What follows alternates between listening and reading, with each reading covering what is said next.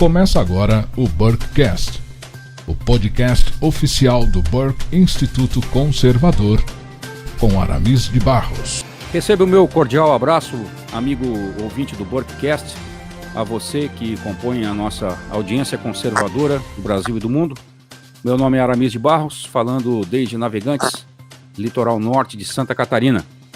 E é sempre uma alegria reencontrá-lo aqui nesse bate-papo informativo sobre política, cultura, mídia, história, religião e demais temas de interesse direto ou indireto do público conservador. O Burkecast é um oferecimento do Burke Instituto Conservador, uma plataforma EAD feita para ajudá-lo a se aprofundar no tema do conservadorismo e que visa também prepará-lo ainda mais para a guerra cultural dos nossos dias.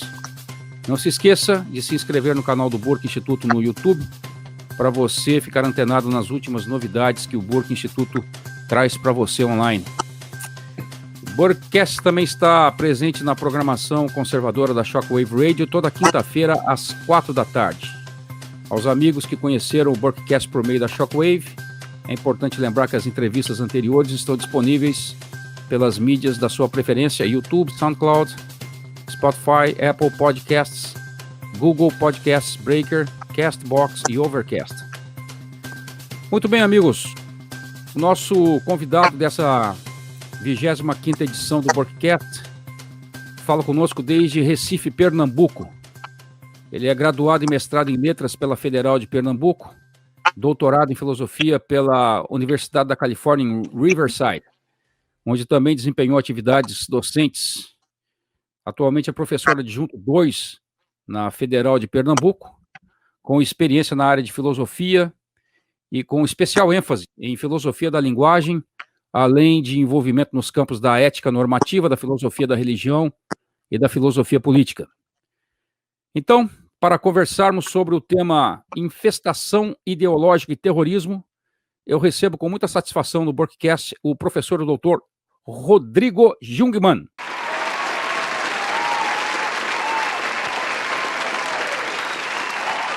Meu prezado professor Rodrigo, desde já o meu profundo agradecimento por atender o nosso convite aí desde Recife, Pernambuco.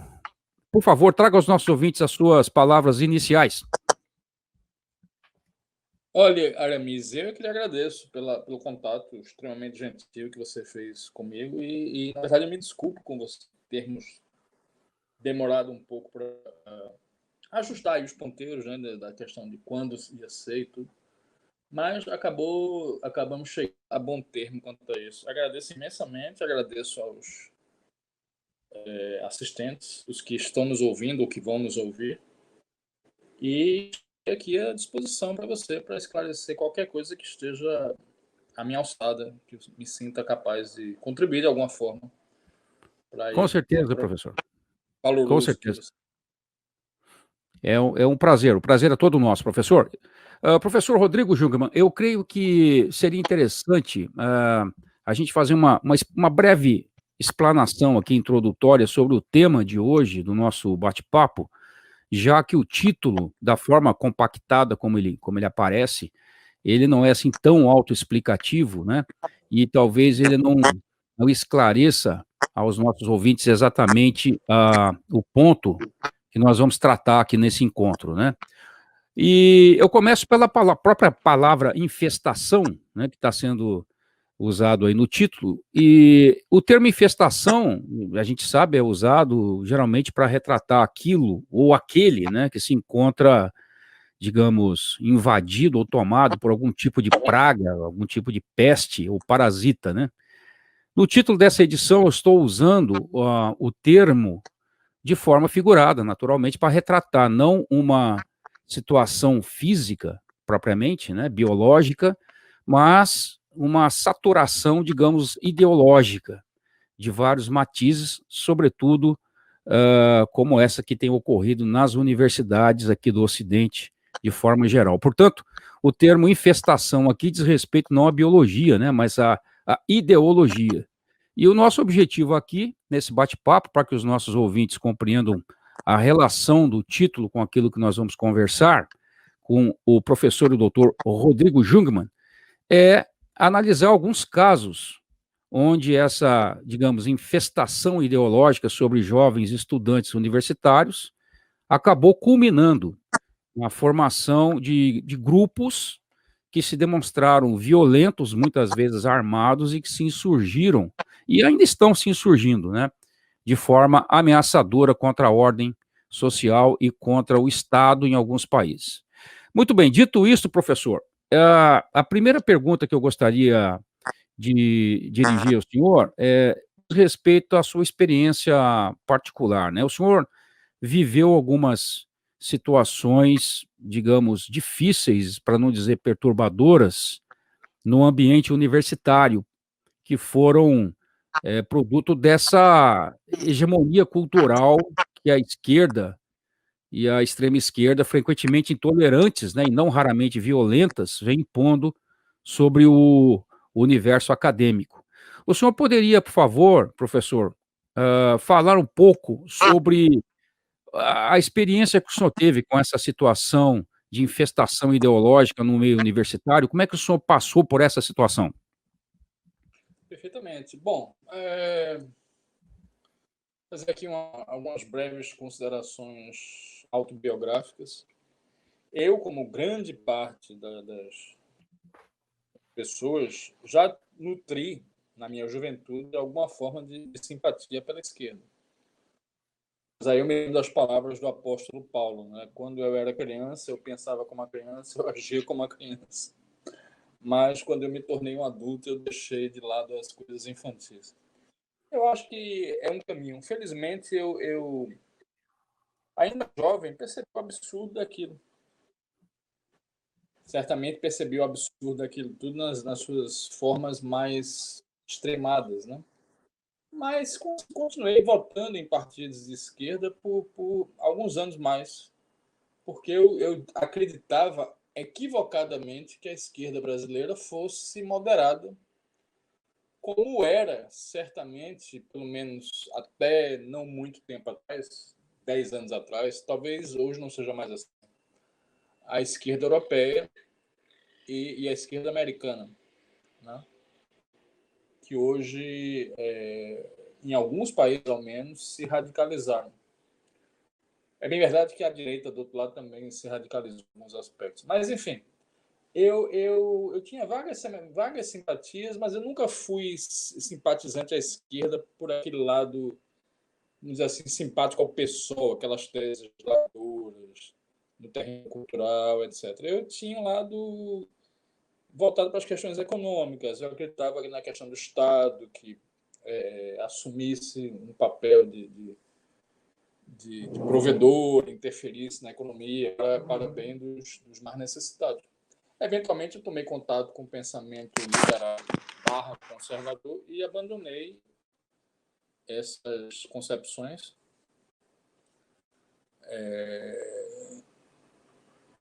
sobretudo em razão de leituras que eu fiz. Muito bem. Quando eu deixei a esquerda, foi bem antes de eu me tornar um professor universitário. E a vida toda eu quis ensinar em universidades. Eventualmente, depois de voltar dos Estados Unidos, eu passei algum tempo ensinando em faculdades privadas, mas recebia muito mal, né? Queria trabalhar num lugar que tivesse condições melhores. E procurei fazer concursos públicos. Eu fiz concurso para a Universidade Federal de Sergipe, área de lógica, isso em 2009. Passei. Fui para lá, passei 3 anos e pouco na outra cidade, que não é a minha, que é Aracaju, na qual eu fiz bons amigos e tudo mais, mas eu queria voltar para o Recife. E em 2019 surgiu um concurso aqui, também na área de lógica. Perdão, 2019 não, 2012. 2009 eu fui para Aracaju, 2012 eu voltei para o Recife, também por concurso. Não foi transferência, um outro concurso, tanto que o estágio probatório começou a contar de novo, tempo, etc. Mas aí acontece o seguinte, vou traçar um paralelo aqui. Eu em Aracaju já tinha perdido a minha o que restava de simpatia, de alguma simpatia pela esquerda, completamente. Mas naquela época eu era muito eu me sentia muito intimidado, vamos dizer assim. Eu aconselho os jovens que usam isso a não terem esse tipo de medo. Eu me sentia intimidado, eu era reticente em conversas com os meus colegas sobre questões políticas, assim por diante. Eu me guardava, eu silenciava, eu não dizia o que eu realmente pensava, etc. Bom, aqui no Recife, inicialmente, eu mantive a mesma atitude, de basicamente evitar falar de política tanto quanto eu podia. Mas houve uma certa ocasião, isso na segunda parte do ano 2015, que por razões pessoais eu andava meio deprimido, etc. Eu precisava de uma válvula de escape, vamos dizer assim. E essa válvula de escape foi a minha expressão nas redes sociais, na qual eu comecei a me colocar, embora fosse naquela época era um Facebook muito pequeno, normal, uns 400, 500 pessoas no máximo. Mas eu comecei a me colocar o que eu pensava, apresentar críticas ao marxismo, defesa do pensamento do melhor, do pensamento conservador e liberal. E as pessoas foram notando aquilo, inclusive colegas meus. Eu percebi, inclusive, que alguns deles ficavam aborrecidos com aquilo. Me olham feio nos corredores da universidade, etc. Mas era uma coisa que não tinha grande significação, porque até ali era simplesmente uma coisinha minúscula no meu Facebook pessoal. Não? Mas aí o que aconteceu? Chegamos em 2016 e certamente já havia circulado lá por alguns ambientes estudantis que havia na Universidade Federal de Pernambuco esse raríssimo professor conservador. E aí chegamos em abril de 2016, alguns jovens de uma página conservadora, não sei se existe, tem uma página conservadora no Facebook, me procuraram dizendo que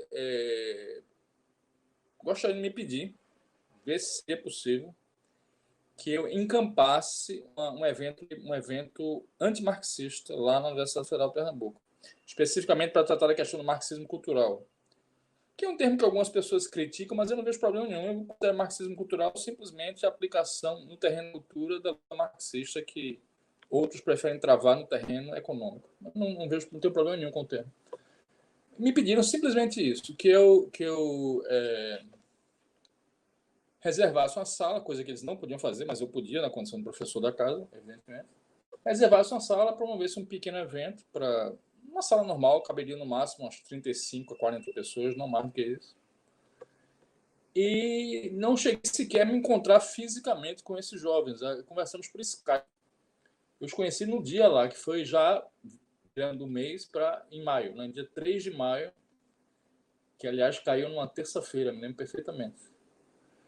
E o evento foi anunciado assim com talvez uma semana de antecedência, mais ou menos, e eu me recordo, eu até achava graça, que algumas pessoas diziam: isso vai dar problema, o pessoal da esquerda não vai gostar, vai dar rolo, vai dar confusão. E eu digo a você com toda sinceridade, eu achava que não vai ter nada, não vai ser.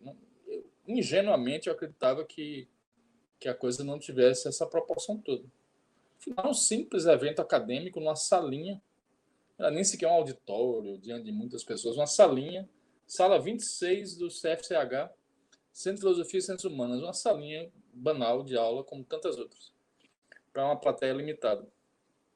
E tudo poderia ter morrido ali, se não tivesse, se as coisas não tivessem se dado como se deram. O que aconteceu foi o seguinte: o que eu acertei com os alunos foi que eu faria uma breve introdução de uns 15 a 20 minutos sobre a temática e, em seguida, cada um deles falaria mais ou menos o mesmo tempo sobre assuntos que eles haviam preparado, mas sempre dentro dessa digamos assim, dessa rubrica geral do marxismo.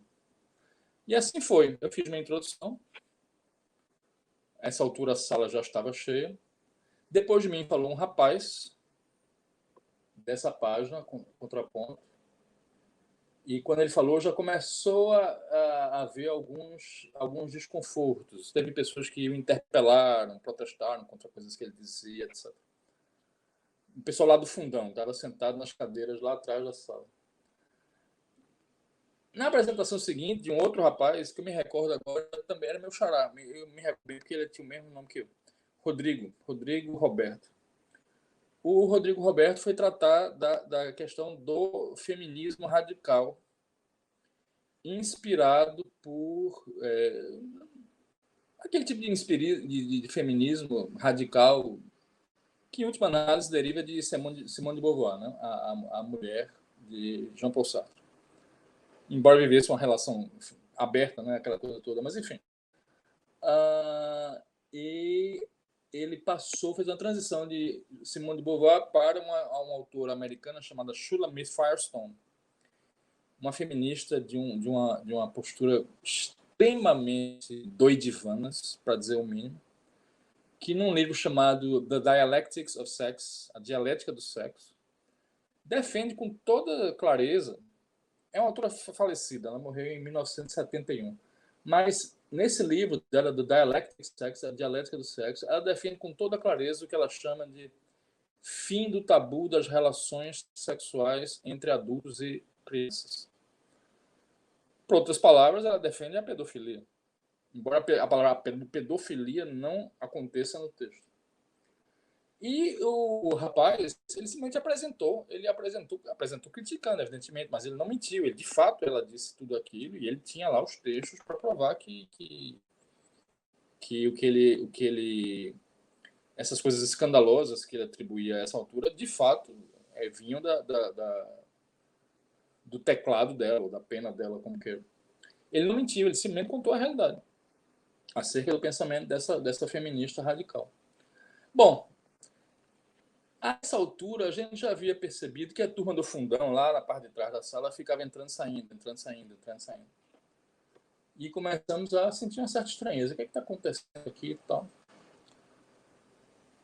E eis que, enquanto esse jovem falava tecia críticas a essa corrente feminista, né, exacerbada, a sala foi invadida por uma docente do departamento de antropologia, minha colega de centro de humanos, que estava lá e primeiro ela perguntou quem era o responsável pelo evento. Eu disse que era eu, de fato era, né? Fui eu que reservei a sala e que estava presidindo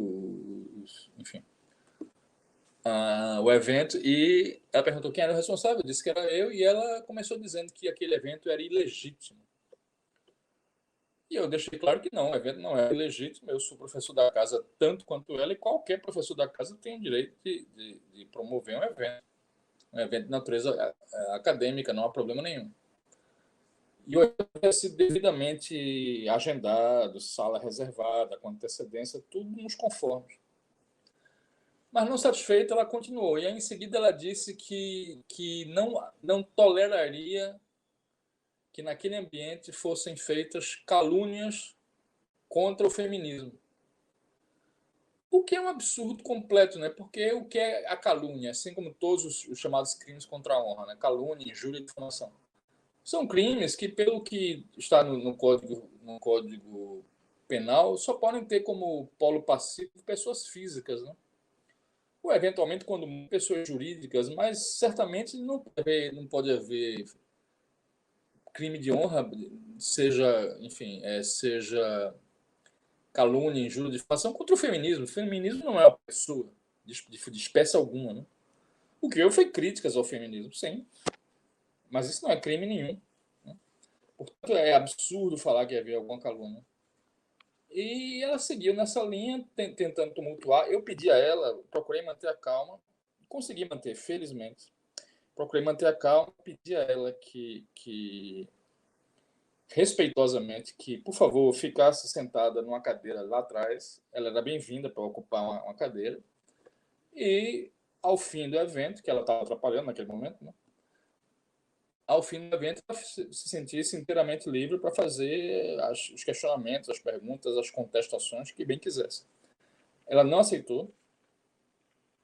Continuaram lá tumultuando, levaram uma meia hora para sair. A duras penas conseguimos fazer com que saíssem. E, para cúmulo do cúmulo, perto de sair, ela disse para mim que sabia que eu queria bater nela. Mas nessa hora eu fiquei estatelado, como a gente diz aqui em Pernambuco. Eu fiquei perplexo. Como é? Eu quero bater na senhora? Eu não sabia nem que a senhora existia, eu nunca bati em mulher na minha vida. Quem que é a senhora? A senhora... Eu não disse ela, mas eu pensei, eu não consegui dizer nada, para ser franco. Eu só fiquei olhando assim, perplexo. Bater. E primeiro começa que eu não bato em mulher, não tenho nenhum histórico, jamais ter batido em mulher nenhuma. Ainda mais é uma pessoa que eu nunca tinha visto mais gorda na vida. Não vou me chamar de gordofobia por causa disso. Não é acusado de praticar gordofobia. Enfim, um absurdo total. Tá? Bom, saíram, depois de muito tempo, a duras penas saíram. O evento teve prosseguimento. Depois desse segundo rapaz, que não falou mais, depois dele falou uma moça, que era a última pessoa a falar. Continuaram alguns esquerdistas na sala que ficaram fazendo perguntas e a coisa transcorreu na reta final num clima bastante tenso. Bastante tenso. Bom, eu creio que alguns dos vídeos desse evento estão no meu canal do YouTube. Talvez não todos, mas alguns acho que ainda estão lá. Mas, enfim, aí eu fiquei conhecido como o professor terrível, fascista, escambau, né? Fascista, golpista, etc. Foi aquela época em que Dilma havia sido afastada pela Câmara, ainda não pelo Senado. Pela Câmara ela já tinha sido afastada. Bem, no dia seguinte, uma quarta-feira, era um dia que eu não dava aula, mas sabe aquela coisa da quando a pessoa acorda com a pulguinha atrás da orelha? Eu pensei, preciso investigar, talvez esteja acontecendo uma coisa ruim lá na universidade. E não deu outra.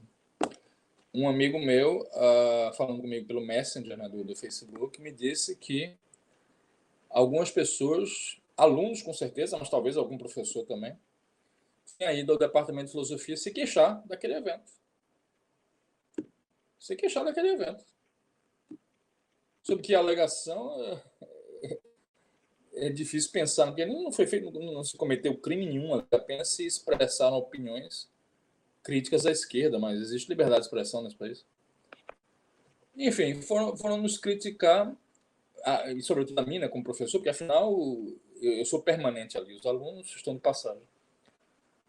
E nesse momento eu me senti acuado, eu me senti francamente acuado. E num gesto, vamos dizer assim, estritamente defensivo, eu fiz saber a várias pessoas nas minhas redes sociais. Teve uma moça que tinha, não sei se ainda tem ainda, nas relações dela, o Rodrigo Constantino, que à época tinha um blog. E ela se ofereceu para fazer a notícia chegar ao Constantino para que ele denunciasse aquele tipo de assédio que eu havia sofrido. Aí o Constantino pediu que eu escrevesse um pequeno texto, né, dizendo como a coisa havia se dado, dessa minha versão dos eventos. Pediu também que o aluno escrevesse um complemento da perspectiva dele. E, se possível, que a gente fornecesse algum áudio, algum vídeo e coisa assim. E nós fizemos tudo isso. Bom, aí a coisa ganhou essa proporção toda, porque houve essa postagem dele. E hoje em dia tudo que se faz na rede depois é postado no Facebook. E o Facebook tem essa facilidade de as pessoas saírem compartilhando, né? A última vez que eu chequei, tinha havido mais de 800 compartilhamentos daquela matéria. Uma coisa impressionante. E aí, de uma maneira completamente acidental, nada disso foi premeditado, eu me tornei uma pessoa conhecida do dia para a noite. Porque as pessoas perceberam que eu estava sendo ali perseguido pela esquerda e muita gente veio prestar solidariedade. Nos dias seguintes, praticamente uma pessoa nova me pedia amizade no Facebook a cada 5 minutos, 5, 10 minutos. E eu lá aceitando. Aí eu tinha um Facebook normal, sei lá, 400, 500 pessoas, o Facebook como... ou talvez até menos. E hoje eu tenho umas 13 mil, creio eu, enfim, 14 mil, algo assim, não sei de cabeça. Meu canal do YouTube tem 19 mil, creio. Mas, enfim, e aí a coisa foi não crescendo. Naquele mesmo ano, 2016, houve um debate, na verdade, promovido pelo Centro de Educação da Universidade Federal de Pernambuco, para debater a questão Israel-Palestina. E eu até hoje acho que aquilo ali foi uma arapuca montada para mim. Alguém veio sugerir pelo meu Messenger, alguém veio perguntar se eu aceitaria participar de um debate no qual eu ficaria como a pessoa que defende Israel, embora eu tenha algumas ressalvas e críticas a Israel, mas em geral eu defendo Israel.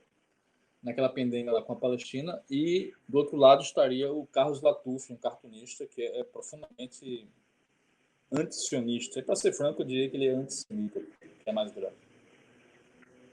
E, bem, eu ingenuamente achava que seria um simples debate, nada mais do que isso. Na verdade, esse debate era apenas o último evento de uns 3 anos seguidos de uma programação lá no Centro de Educação destinada exclusivamente a promover a causa palestina e a demonizar Israel.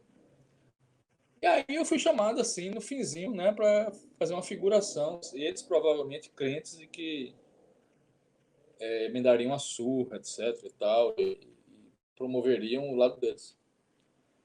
Eu aceitei o debate. Fiquei nervoso, porque foi um ambiente assim, extremamente hostil. Fui xingado de fascista, nazista, sionista. Sionista eu sou mesmo, com muito orgulho. Me xingaram do diabo. O vídeo está não está no meu canal, está no canal de outra pessoa. Mas se alguém colocar debate Jungmann Latuf com 2 Fs, acaba achando. Me xingaram do diabo nesse dia. Me hostilizaram, me vaiaram, sabe? Eu apresentava os argumentos, o pessoal xingava e tal. E o Latuf lá, como debatedor, eu acho que ele procedeu de muita má fé. Teve atitude assim de zombaria, fez tudo menos argumentar. Ele apenas teve atitude de enfim, querer fazer gozação.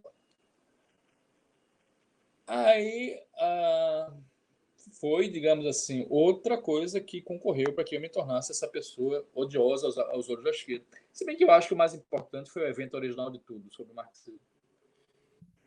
Eu tenho uma boa memória para datas, infelizmente. Em outubro desse mesmo ano, 2016, mais um incidente. Dessa vez já não foi em Recife, foi em Caruaru.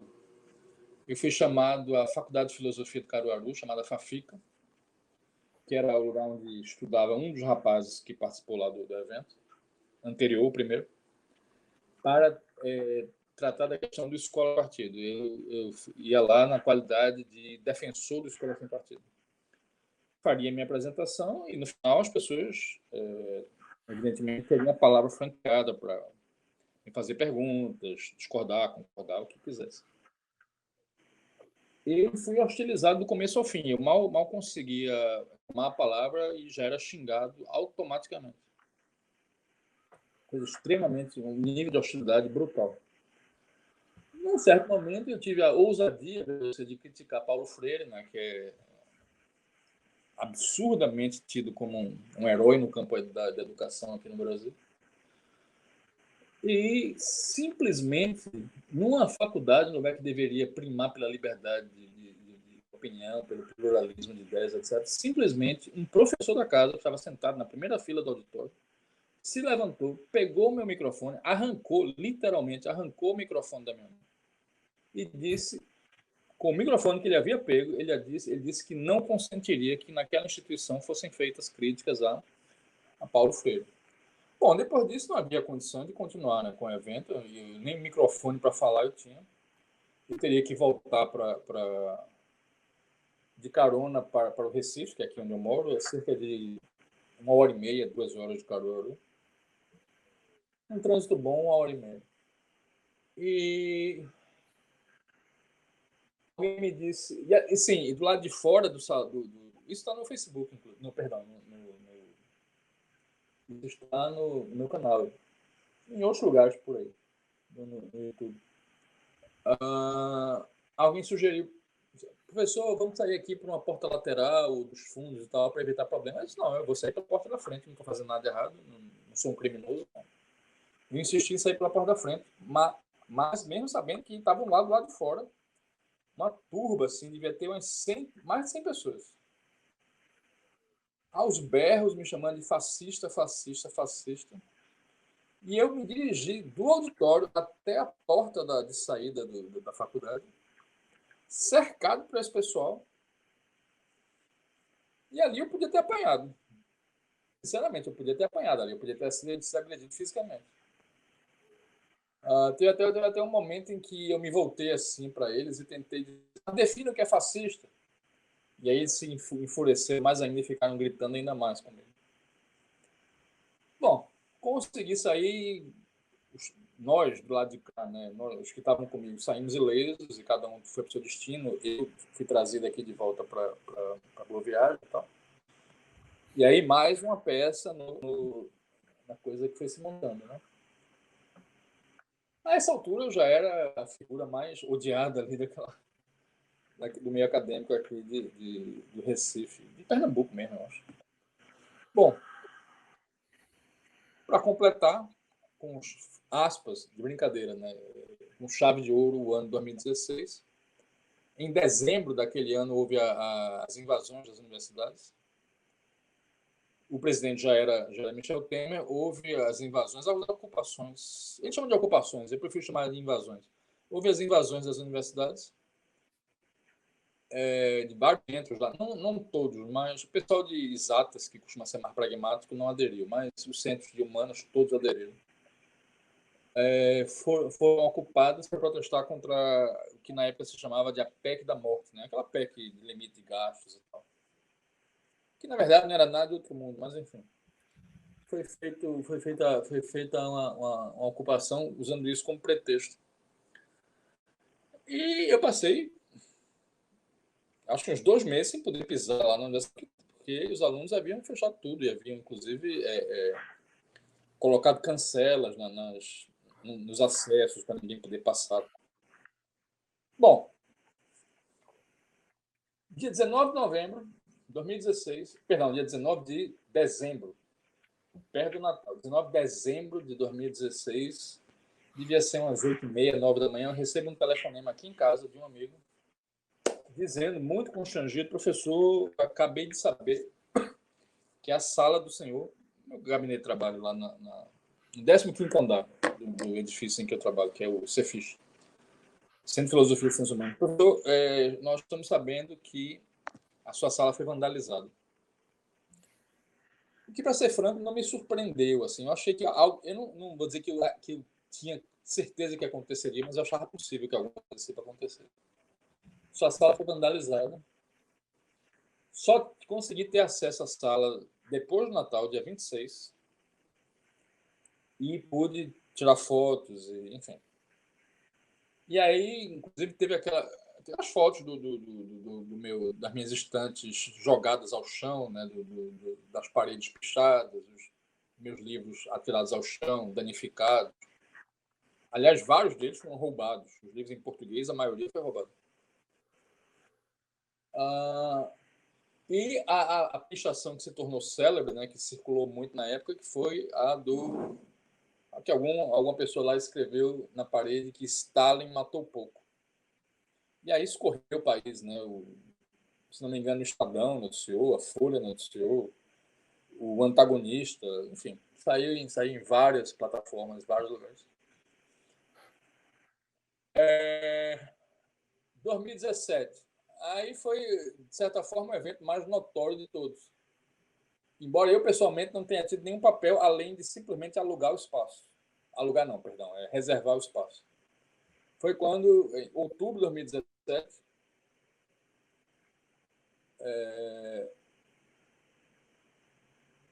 não, perdão, 2018. 2017 foi um ano que teve algumas intercorrências, mas não foi nada tão grave. 2018, 2 dias depois do primeiro turno da eleição, que acabou por eleger o Bolsonaro, né? 2 dias depois do primeiro turno, houve um evento lá de exibição do filme do cineasta Josias Teófilo sobre a obra do Olavo de Carvalho. Eu não tive papel nenhum nisso. Eu simplesmente reservei porque alguns alunos me pediram que reservasse. Simplesmente. Tudo bem, chega no dia, a esquerda ficou furiosa porque não admitia que aquilo ali fosse feito. Não, um evento que celebrava o pensamento de um autor conservador. E aí houve... depois o filme chegou a terminar. Ia haver um debate depois, mas não chegou. O debate não chegou a ver. Mas o filme chegou a a passar lá dentro. Do lado de fora tinha um pessoal de esquerda que ficou apresentando outros filmes sobre a ditadura militar. Isso aqui não tinha nada a ver com o que a gente estava falando dentro. E ficaram hostilizando o nosso lado. Xingamento, atiraram um ovo no rapaz, ficou com a camisa toda melada de ovo. E teve um sujeito que cuspiu em mim, felizmente não me atingiu, mas quase. E aí, no corredor, em determinado momento, teve um rapaz lá de esquerda que empurrou um garoto, bem franzino, que tinha uma camisa alusiva à campanha eleitoral do Jair Bolsonaro. Empurrou esse garoto franzino e aí foi um pega para capar geral. Começou a briga lá. Começaram teve uma briga feia, assim, de socos e pontapés, e inclusive aquele episódio célebre, né, do famoso japonesinho da Federal. Na verdade, ele é de ascendência chinesa, mas ficou conhecido como Japa, o Japa da Federal.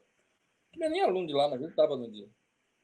Em que um rapaz de esquerda tentou dar um soco nele e ele desferiu um cruzado que acabou batendo na têmpora do rapaz lá, e que era até mais alto que ele, mas bateu na têmpora do sujeito e ele caiu ao chão, né?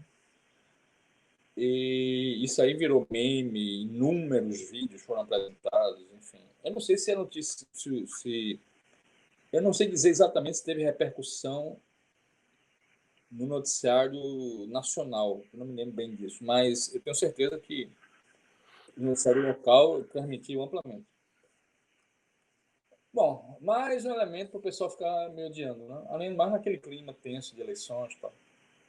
Ano seguinte, houve um evento em que foi exibido um filme completamente sem conotação política partidária nenhuma, sobre o José Bonifácio, o patriarca da independência.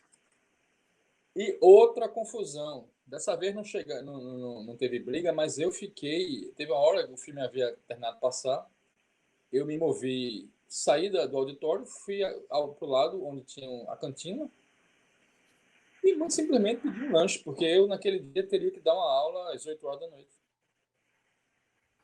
Nessa hora, a cantina foi cercada por assim umas 20, 30 pessoas, eu imagino, que ficaram lá me xingando de fascista, fascista, fascista, fascista não passará.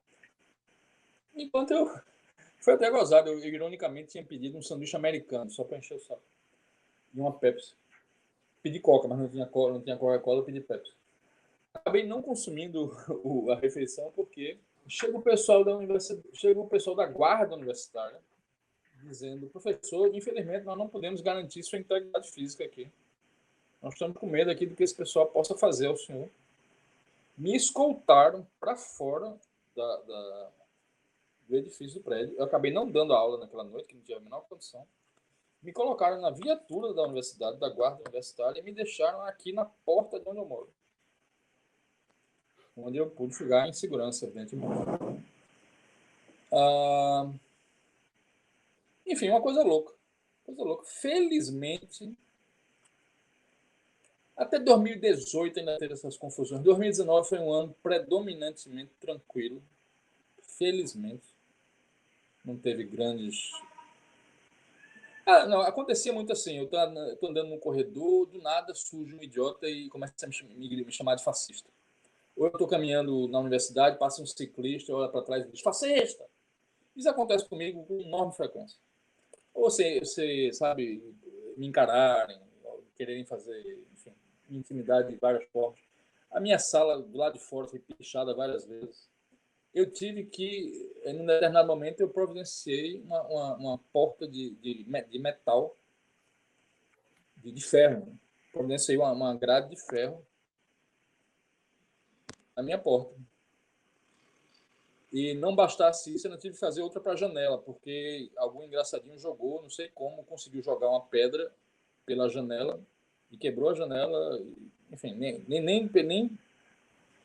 nem quanto à janela eu pude mais me sentir seguro. Então, a minha custa, com baixo pessoal, eu providenciei janela e uma grade grades para a porta e para a janela. Bom, começou esse ano agora, 2020. Aparentemente estava tudo tranquilo. Chegamos a ter cheguei a ter umas 2 semanas de aula. Mas aí foi quando ocorreu quando começou esse surto aí da Covid, né? E, a meu ver corretamente, a universidade houve por bem suspender as atividades por tempo indeterminado. E tá havendo algumas aulas online, facultativas, não obrigatórias, mas as aulas presenciais agora só no ano que vem. E foi isso, esse o histórico. Eu agora, eu tô mais discreto, vamos dizer assim. Porque isso atrapalhou totalmente minha vida, atrapalhou minha produção intelectual, atrapalhou tudo. Eu agora tô querendo ter uma postura mais discreta. Eu acho que o que eu tinha para fazer, eu já fiz. Não é essencial. Quando eu digo o que eu tinha para fazer, o que eu tinha que fazer ali, na universidade. Vou continuar com o meu Facebook. Eventualmente eu posto alguma coisa de natureza política, embora hoje em dia eu procure usar pouco o Facebook. Mantenho ativo um canal do YouTube, que tem meu nome, Rodrigo Júnior, no qual eu faço apresentações sobre temáticas culturais variadas. E houve épocas em que eu me sentia desesperado, cogitava de fazer outra coisa da minha vida, entrar para a política, sei lá, qualquer coisa que me tirasse dali. Mas hoje não quero mais nada disso, eu vejo que não tenho vocação nenhuma para isso. Eu quero simplesmente continuar na minha vida acadêmica e, no que depender de mim, evitar confusões. Evidentemente, eu vou continuar exercendo a minha liberdade de expressão nos meus canais de direito, mas eu não quero mais nenhum tipo de confusão, de atrito, de altercação ali na universidade. Graças a Deus, estou conseguindo recobrar minha vida intelectual. Eu escrevi um livro, foi publicado no ano passado, criticando o jornalismo da Folha de São Paulo. Esse ano eu estou publicando uma tradução comentada, com comentários em introdução de textos inéditos do filósofo liberal inglês John Stuart Mill. E estou retomando minha vida. Espero que ano que vem, né, quando tudo voltar ao normal, espero que as coisas caminhem da melhor forma possível, sem contratempo, sem aborrecimento. Perfeitamente, professor. A experiência que o senhor teve, ela é realmente emblemática dentro desse tema que nós estamos abordando aqui, porque, de certa forma, o senhor experimentou, numa certa medida, episódios que se caracterizam por um tipo de terrorismo, né?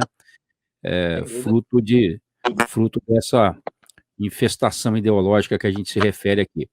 Agora, professor, eu queria saber a opinião do senhor sobre o seguinte: um falecido autor polonês chamado Andrzej Lobachevsky, ele narrou a experiência universitária dele numa obra que ficou famosa aqui no Brasil entre conservadores, chamada Ponerologia, Psicopatas no Poder, onde ele narrou o que aconteceu com ele, com seus amigos poloneses, né? Ele viveu na Polônia no período tanto anterior como posterior à Segunda Guerra Mundial, e ele era aluno na Universidade de Cracóvia, estudando psiquiatria e depois psicologia.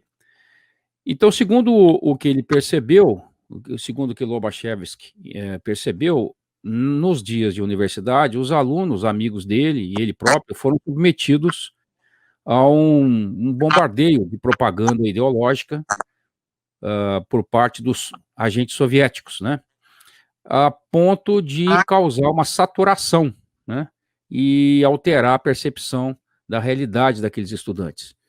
E, segundo Lobachevsky dizia, os indivíduos que foram alvos desse processo e que não souberam se defender dele, acabaram vítimas de uma sintomatologia histérica, ou claramente histeriforme, né?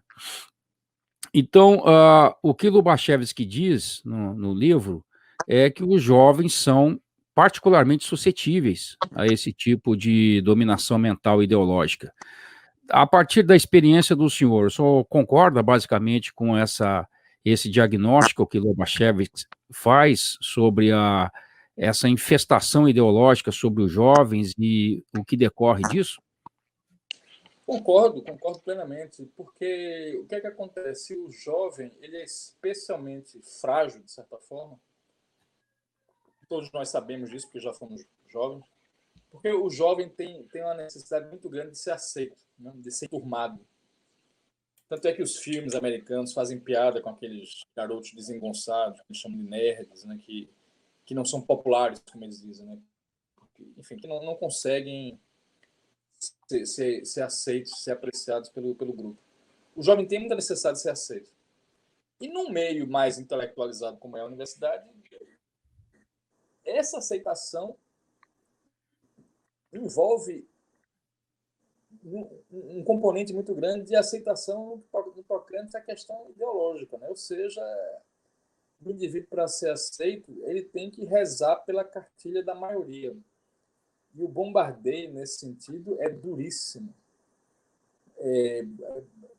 Praticamente só se leem, só se discutem, só se apresentam autores de esquerda, por parte dos professores, certo? Absurdamente, a essa altura do campeonato, continua sendo demonizada a iniciativa privada, continua sendo demonizada o capitalismo, continua sendo demonizada a livre iniciativa. Empreendedorismo é uma palavra feia, é vista como uma coisa menor, desprezível.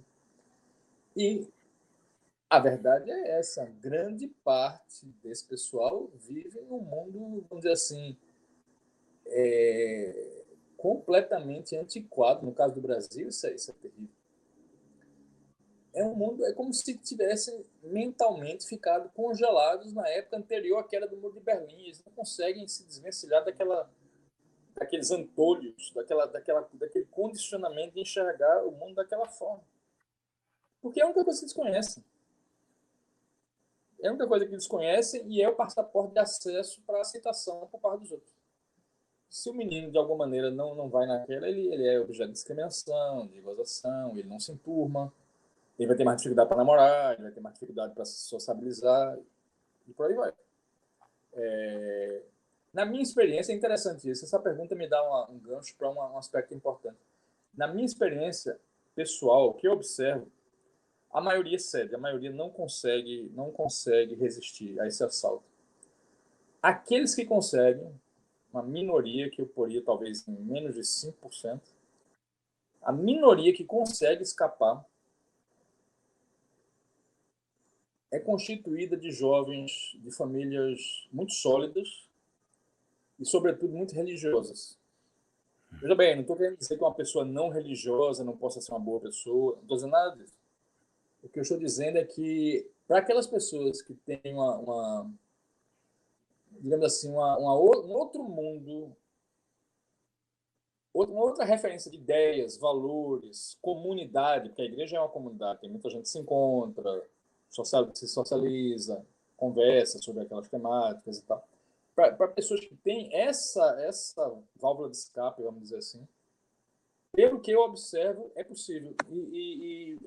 Nesse segmento, vários alunos católicos, vários alunos evangélicos conseguem escapar dessa coisa. Porque eles têm uma vida fora daquilo. Mas aquele jovem altamente secularizado, aquele jovem que não tem, digamos assim, outro círculo de convivência, que não esse círculo altamente, digamos, mundano da universidade. Mundano até no sentido mais cru da palavra, né? Porque tem muita maconha, tem muita safadeza, escambau. A maior parte dos jovens não consegue montar nenhuma resistência contra isso, porque eles não têm outras referências. A maioria cede mesmo porque quer ser aceito. E aí se cria o que os psicólogos costumam chamar de viés de confirmação, né? O sujeito só vai dar atenção a opiniões, a visões que corroborem aquilo que ele já tinha decidido previamente acreditar. Qualquer coisa que seja contrária àquilo que eu já questionei é sumariamente rechaçado. O sujeito não se dá o trabalho de pensar, Mas peraí, será que eu estou certo mesmo? Será que o outro lado não pode ter bons argumentos que mereçam ser ouvidos? Será que eu não devo discutir o que o outro pensa? Pelo menos me abrir a possibilidade de que eles possam ter razão, em parte ou no todo, ou enfim. Né? E isso tem a ver com a natureza do marxismo. E já explico por quê. Porque o marxismo, diferentemente do liberalismo, que é um projeto em aberto, o liberalismo e o conservadorismo também, são projetos em aberto no sentido de que ninguém se apresenta como dono da verdade. Olha, é isso, acabou-se, ninguém discute mais, pronto. No marxismo, a tradução sempre foi outra. Por mais que eles falem que o marxismo muda, etc., muda para se manter no poder. Não muda porque seja genuinamente aberto. Qualquer que seja a feição do marxismo que esteja em voga, em última análise, fechado. Por quê? Porque é da natureza do marxismo achar que eles, os marxistas, isso já desde Marx era assim, que eles descobriram a verdade última sobre a natureza da sociedade, do mundo, que eles sabem a razão de ser das coisas, as explicações dos fenômenos sociais, até mesmo naturais, que eles são detentores da verdade final sobre os destinos da humanidade e como redimir a humanidade dos seus sofrimentos. E se eles têm a verdade absoluta, se você acha que tem a verdade absoluta, você vai ouvir o outro para quê? De certa forma, é coerente. A pessoa que acha que é detentora da verdade absoluta, ela não vai ter interesse de ouvir outras opiniões, porque ela pensa, não, mas eu já sei o que é o caso. Eu já sei qual é a verdade, então para que ouvir? Como o marxismo sempre se apresentou como a descoberta final da pólvora, né? É uma tradição que não está aberta para ouvir outras. Sofre certas mudanças ao longo da história, ao sabor de questões táticas, questões de momento, de estratégia. Em certas épocas enfatizam mais a questão econômica, em outras, sobretudo com o influxo, né, do pensamento da escola de Frankfurt, de Gramsci, a ênfase vai mais para o embate no terreno cultural. Existem certas mudanças. Né? Existem algumas mudanças táticas, né? Fizeram um pacto com os nazistas, depois romperam com os nazistas, fizeram guerra aos nazistas porque foram invadidos. Khrushchev fez a famosa denúncia a Stalin, mas Khrushchev também não era fluxo cheirado porque tinha matado Jean Pabu na Ucrânia. Né? Ele participou Khrushchev participou das brutalidades de Stalin. Né? Ele só não admitiu isso naquele famoso discurso do 22º, né? O 26º, agora me recordo, me esqueço. Acho que é 22º. Enfim, é um desses. Em 1956, no encontro do Partido Comunista. Tem algumas mudanças, algumas diferenças de corrente, maoísta, castrista, etc. Mas isso é uma coisa puramente interna. Né?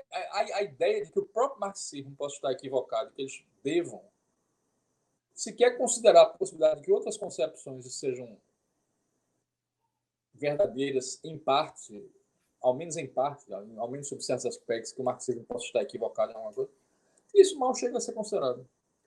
Então, para quem se acha dono da verdade, para que ouvir quem quer que seja? E se cria esse viés de confirmação que só serve para o sujeito se manter naquilo ali. Nós já temos a palavra final, então debater para quê? Aí se cria esse mundo fechado das universidades, em que as pessoas ficam basicamente dando círculos, né? Em volta daquela forma mental marxista pré-estabelecida. Olha, você tem liberdade para pensar, desde que você não destoie muito disso aqui que a gente está dizendo, que deve ser a linha aceitável.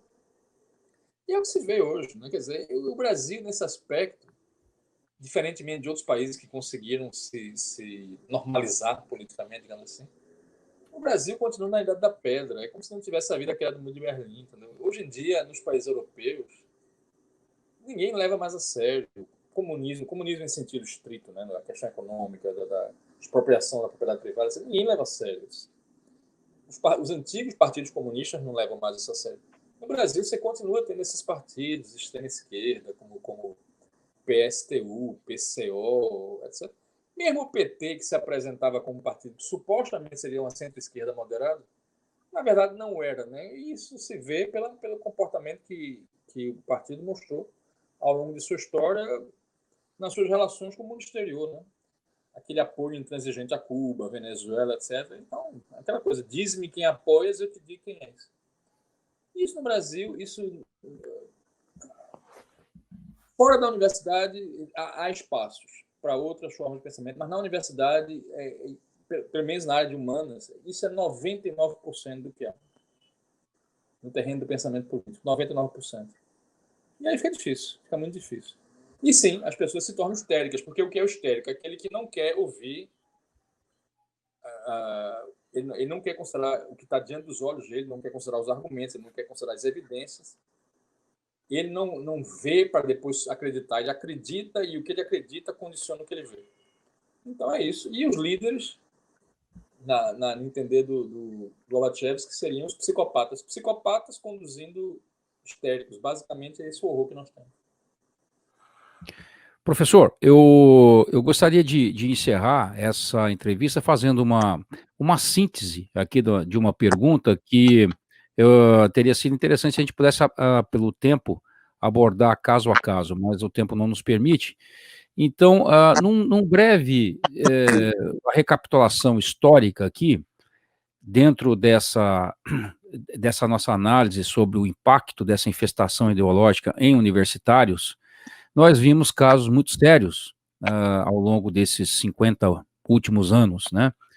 Nós vimos, por exemplo, o que aconteceu na antiga Alemanha Oriental, com a presença de professores neomarxistas já na metade dos anos 60, nas universidades, produzindo também muitos radicais, e dentre esses radicais, notoriamente, um grupo que acabou pegando em armas, né? E ficou conhecido por atentados e assassinatos e roubos a banco, que foi o famoso grupo Baader-Meinhof, que era conhecido mais como fração do Exército Vermelho, né? Isso na Alemanha. Nós tivemos na Itália as famosas Brigate Rosse, né? As Brigadas Vermelhas também, oriundo de ambiente universitário, infestado de radicais. Nos Estados Unidos, na mesma época, nós estamos falando aqui de anos 70, né? Nós tivemos aí o famoso grupo Weather Underground, também com radicais nas universidades, inclusive alguns deles tendo sido alunos até de Herbert Marcuse, né, da escola de Frankfurt. Então, nós tivemos também os Weather Underground fazendo atentados, cometendo atentados contra delegacias de polícia, explodindo bombas e tal, e sem falar nos Black Panthers, né?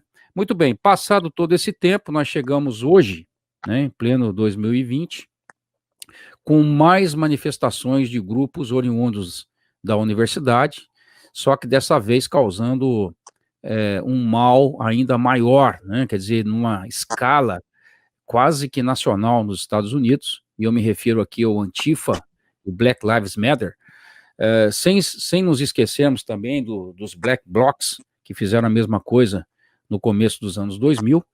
Enfim, me parece que nós temos ondas e mais ondas de grupos estudantis, notadamente universitários, promovendo a violência nas ruas, a desestabilização social em escala cada vez maior. Como é que o senhor vê essa situação, professor, para a gente encerrar? Qual que é a sua percepção desse perigo crescente nos dias atuais? Olha, é um perigo bem real, né? A esquerda tem esse espécie de dom de Midas, ao contrário, de às vezes pegar uma causa que em si é nobre, por exemplo, protestar contra o racismo, mas a causa acaba sendo instrumentalizada por radicais que, na verdade, não estão preocupados com a questão racial, mas que querem simplesmente ter elementos quaisquer que sejam para favorecer a sua pauta ideológica, né, de extrema esquerda. Evidentemente que se o protesto contra os episódios de racismo houvesse sido conduzido de forma pacífica e sem depredação de patrimônio, sem violência regida pela nada a ver com a história, teria sido perfeitamente legítimo. Da maneira como foi conduzido, infelizmente, é forçoso dizer que houve excessos muito lamentáveis. E, como sempre, isso decorre daquela postura da esquerda, né, de instrumentalizar qualquer pretexto que presente a serviço da luta ideológica. Às vezes até um pretexto que em si seria mais do que justo, mas eles conseguem emporcalhar até o que seria uma causa justa, porque eles põem isso a serviço do movimento revolucionário. E, especificamente, né, esses grupos aí todos que você citou, sobretudo aqueles dos anos 70, 60, a vinculação deles com esse segmento intelectual é indiscutível. O Herbert Marcuse foi o guru daquele pessoal todo. E num ensaio famoso chamado Tolerância Repressiva, o Marcuse diz, num determinado momento, com todas as letras, que defendia uma política de completa tolerância para com os movimentos de esquerda e de zero tolerância para com os movimentos de direita, sendo que direita aí é qualquer coisa que eles queiram colocar, não precisa ser um radical de direita, qualquer coisa que não seja o que eles querem é chamada de direita e mereceria a tolerância nula. É do Marcuse essa ideia. Completa intolerância. E mais do que isso, uma determinada ocasião, não sei se é nesse artigo, não me lembro, ou se foi numa entrevista em separado, perguntaram a Marcuse o que ele achava dos atos terroristas do Weather Underground. E ele, com todas as letras, se manifestou favorável. O que é uma vergonha, obviamente. Então, quer dizer, é uma simbiose aí, é uma relação mútua entre os radicais que vão usar os braços e as pernas, e, enfim, os músculos nas ruas, e os intelectuais de gabinete. Eles se alimentam uns aos outros. Consequências terríveis de que nós temos notícia. Né? Perfeitamente, professor. Professor Rodrigo Jungmann, o testemunho que o senhor trouxe aí sobre a sua experiência vivida aí na universidade foi muito esclarecedor aí para todos nós, e eu queria agradecer muito aí a participação do senhor para esse papo esclarecedor sobre a infestação ideológica nas universidades e as consequentes ações terroristas, muitas vezes, ou intolerantes da parte desses indivíduos, né? Gostaria de agradecer ao senhor por esse tempo dedicado aqui para a nossa audiência do Burkcast, desejar muito sucesso na sua carreira acadêmica, muita direção aí para o futuro. E para a gente encerrar, gostaria de ouvir as suas palavras finais, por favor. Não, eu gostaria apenas de agradecer imensamente a você pelo convite, pela qualidade elevada das questões que você colocou. Tivemos efetivamente um debate muito rico. Espero que as pessoas que vão ouvir tirem proveito, né, do que colocamos nós aqui. E só tenho a agradecer, Aramis. Foi uma grande honra e, na medida das minhas possibilidades, estarei sempre à disposição. Caso queira me chamar para alguma outra ocasião, agradeço imensamente a oportunidade. E desejo boa noite a todos que estejam escutando ou que venham escutar depois. Boa noite, bom dia, sabe, depois for ouvir de dia, etc. Enfim, tenham todos uma muito obrigado. Eu que agradeço, mano. Muito obrigado mesmo. Muito obrigado, doutor Rodrigo Jungmann. Certamente nós teremos a oportunidade de ouvi-lo novamente, doutor. Será uma grande honra para nós. Audiência Conservadora do Brasil, muito agradecido pelo prestígio ao Burkcast. Se você perdeu algum episódio, confira as edições passadas na plataforma online da sua preferência. O seu like e o seu comentário são sempre muito bem-vindos. Se você gostou do conteúdo, por favor, compartilhe com seus amigos. Espero revê-lo novamente no próximo episódio do Burkcast. Não se esqueça daquele nosso recado de praxe, 2 Coríntios 13:8. Nada podemos contra a verdade, senão em favor da verdade. Um grande e fraternal abraço a todos vocês. Até